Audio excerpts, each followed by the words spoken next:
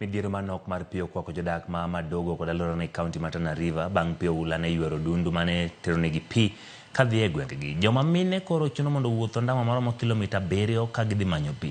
Giywak ni nok mar pi bende sani mondo jopuonjre dhi e skul kaluwore ni gikonyo jonyuol e manyo pi.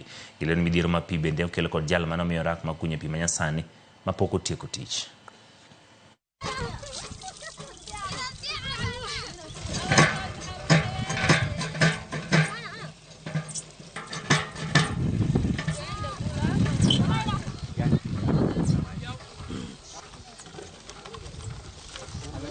Kina mama wako na shida, wanatoka maili mbali, saa maili 3 kuja kushota maji, na wakati wa mfuriko pia wanakuanga na shida nyingi, kukosa kwa muda nyingi tena mpaka pale ikauke.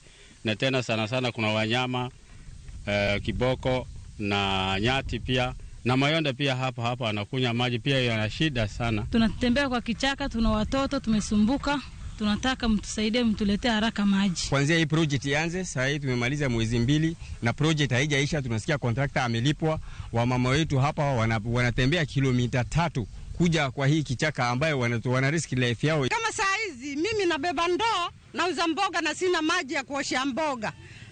Maji yale hako ni machafu, yanatoka mtoni na tunaletwa na magari. Tunataka mifereji. Najua ni kali sana hapa. Unaona vile ninachomeka na jua. Hii shida iko karibu miaka yote madogo ikue. Kama sisi assembly ni tutafanya oversight, tukuje tuangalie value ya hiyo pesa na ile kazi imefanya, na tutamwita kwa assembly wale ambaye client walipatia wizara ambaye imepatia kazi yeye, waziri wa maji, chief wa maji na engineer director, tuite wao kwa assembly tuulize matokeo ya hiyo pesa.